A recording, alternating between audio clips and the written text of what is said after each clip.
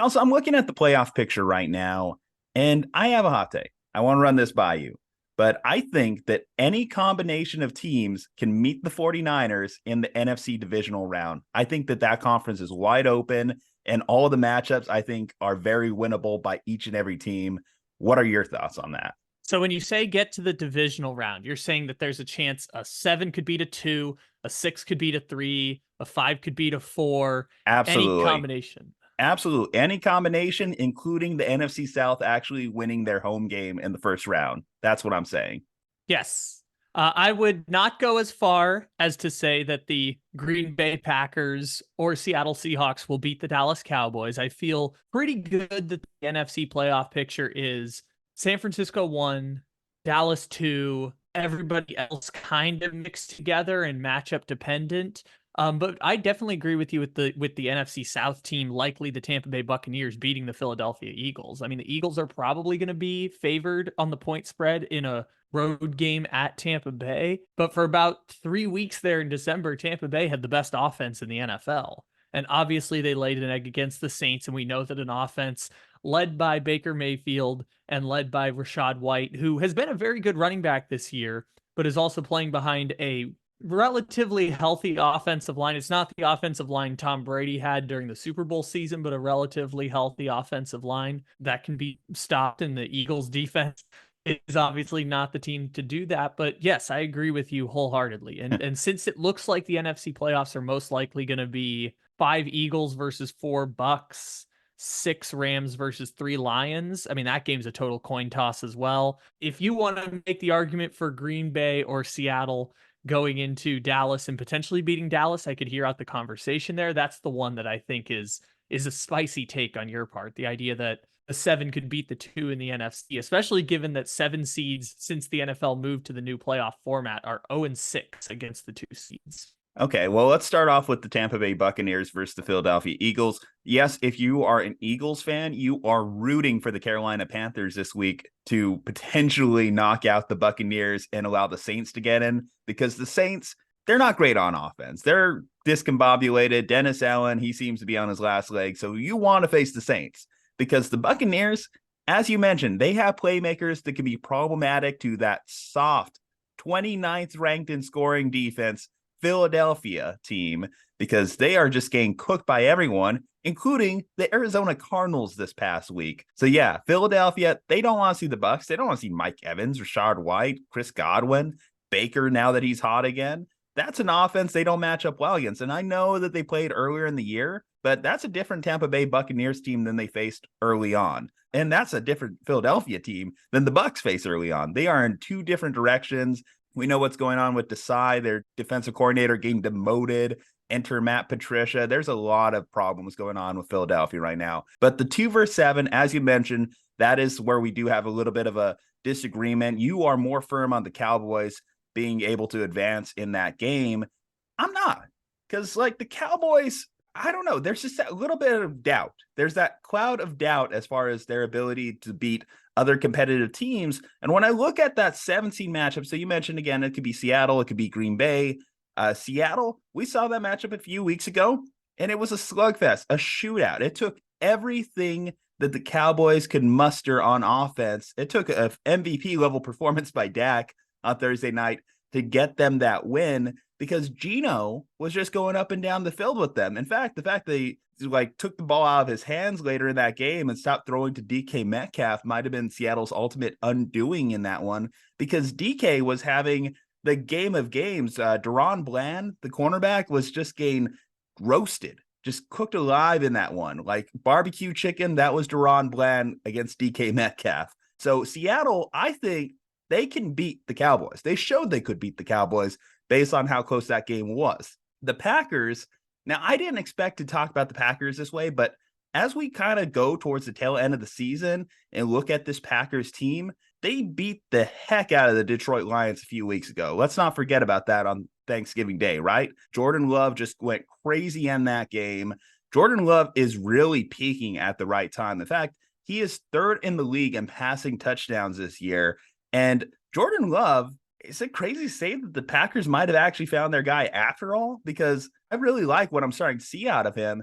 And if you told me that he could also, in a similar way to what we saw with the Seahawks, torch this Cowboys secondary, be able to put up points against the Cowboys defense, I believe you. And they're good enough defensively. They're getting healthy in that unit as well. I know that Joe Barry, their defense coordinator, has been much maligned, especially by Packers fans. But if he could put up a decent enough game plan to potentially stop that Cowboys offense, I think they have the pieces offensively to beat the Cowboys in a potential 7-2 matchup. So yeah, that's what I'm saying. Like, I think that there is matchups exploitable in that game, that I'm not so sure that the Cowboys are just going to be walking into your average 2-7 matchup. It's interesting that you brought up the Packers there after the Seahawks, because Jordan Love this season has thrown for 3,800 yards, 30 touchdowns, 11 interceptions. Through the same number of games last year, Geno Smith, 4,200 yards, 30 touchdowns, 11 interceptions. And Geno Smith made a Pro Bowl in the NFC last year. Granted, it was a much weaker NFC, but Geno Smith did, in fact, make a Pro Bowl in the NFC. Jordan Love is putting up above average quarterback numbers for the Green Bay Packers.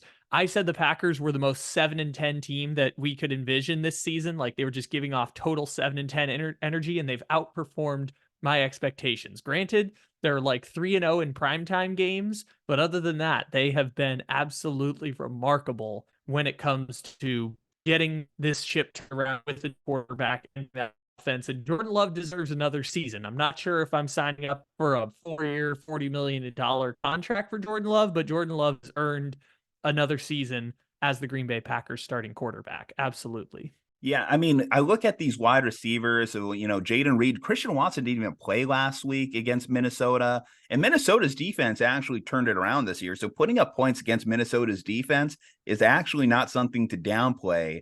Their offensive line has looked good. They have the pieces. Like, let's say if I told you they take Micah Parsons out of that game against the Cowboys, then you're looking at that one and you're like, damn, could this potentially be like 3 points in the fourth quarter? Like, could swing either way. And I don't know, call me crazy, but I'm sure the Cowboys fans, Cowboys players that were around during the Aaron Rodgers, Green Bay Packers era might like look at that matchup in the playoffs and just have the ghost of matchups past come up to like potentially bite them in the ass there.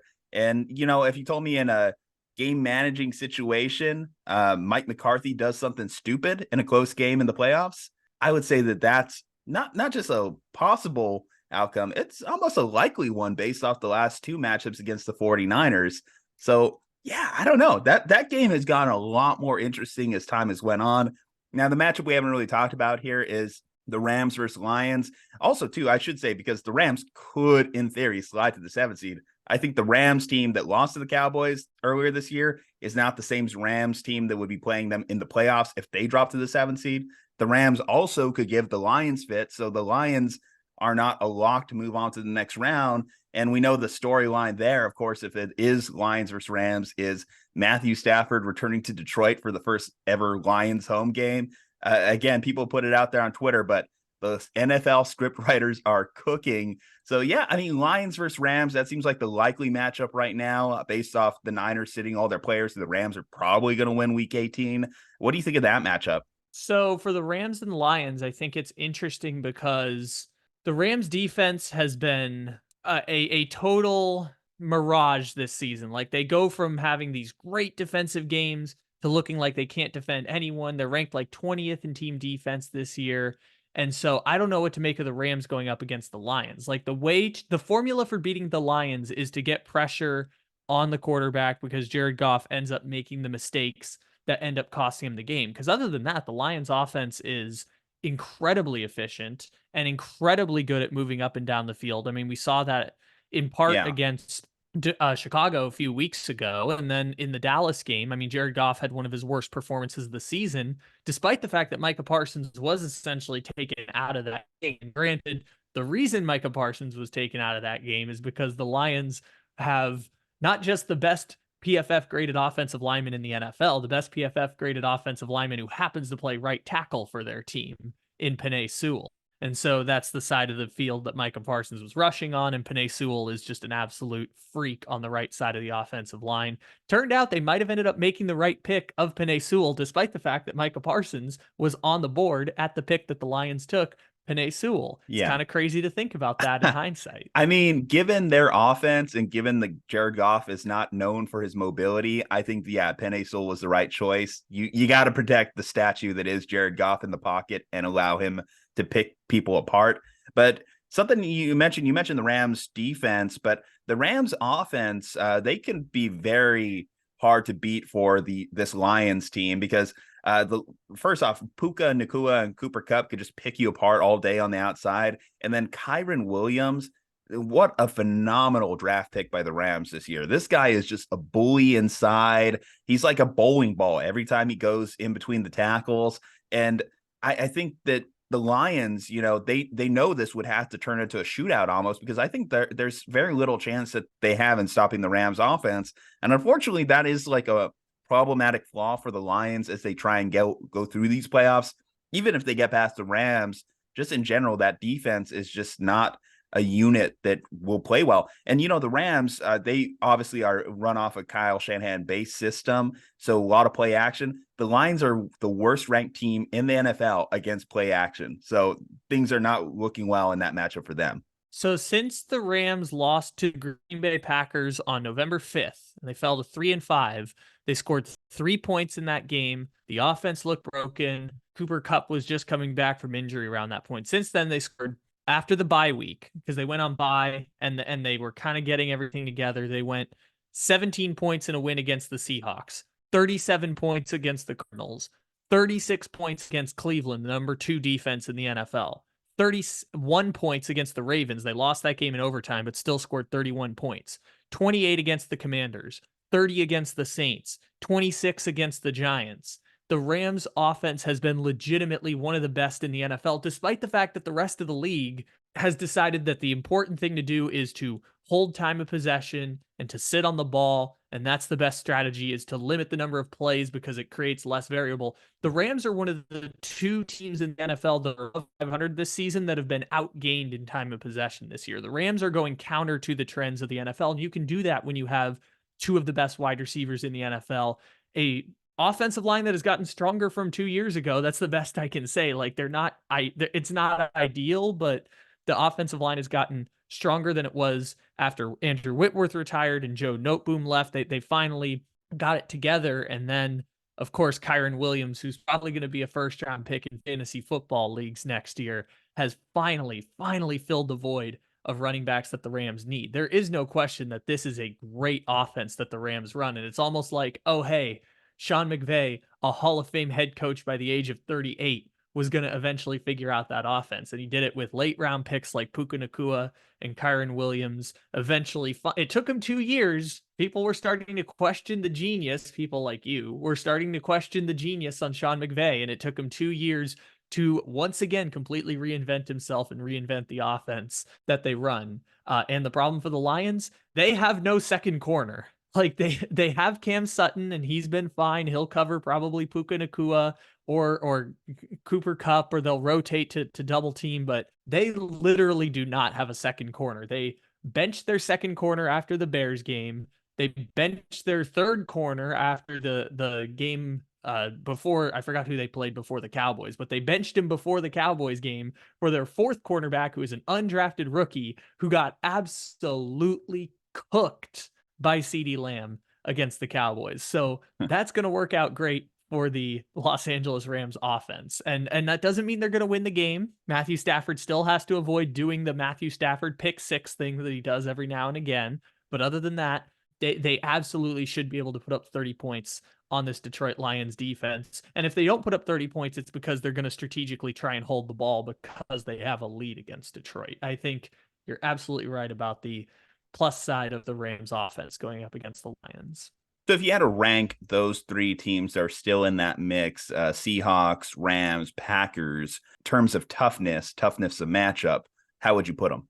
As a blanket statement, I would go Rams, Packers, Seahawks. But if I'm doing a Cowboy specific matchup, I would go Packers, Rams, Seahawks. I think the Packers pose the toughest challenge for Dallas. And that's specifically for this reason, is that the Dallas Cowboys this year have the highest percentage of their offensive yards gained and highest percentage of plays run through a singular offensive player. CeeDee Lamb accounts for 20% of the Cowboys offense this year, which is higher than Tyreek Hill with the Dolphins, which is higher than AJ Brown with the Eagles. Any player in the league, the highest percentage of their offense through a single player is CeeDee Lamb with the Dallas Cowboys. And the thing that made it easy for the Cowboys to move up and down the field on Detroit before they almost pissed the game away, but they were pretty much controlling that game the entire way. The thing that helped them was the Lions did not have a corner or a safety that could slow down CeeDee Lamb. Even when they were double covering, it didn't make a difference. There was one play where they blitzed with 6, a linebacker got untouched through the middle, lit up Dak Prescott, and Dak was still able to complete the pass to CeeDee Lamb. Like, the executed perfect defensive blitz, and the Cowboys still converted a 3rd and 10 to CeeDee Lamb. There was just nothing the Lions could do defensively to counter the Cowboys and CeeDee Lamb. The Packers do have that option. It's Jair Alexander, it's Darnell Savage, it might even be Jonathan Owen, depending on how they mix and match that safety tandem with the 2 high safeties. They can limit CeeDee Lamb, and if you can limit CeeDee Lamb, you can slow down the Cowboy offense, and that's going to be the way that you go on the road and beat Dallas in a playoff game. So for a Dallas-specific matchup, I think the Packers are scarier than the Rams, but just as a broad blanket statement, the Rams, if you took the 6 units of offense and defense for the Rams, Packers, and Seahawks, the Rams have the best unit on the field, and that's their offense. And so that's usually the sign of which team has the best chance of pulling off a playoff upset. So if I'm hearing you correctly, the Cowboys are rooting for Sam Darnold this weekend. Yes, or they're rooting for Justin Fields and Equanimous St. Brown to eliminate the Packers altogether.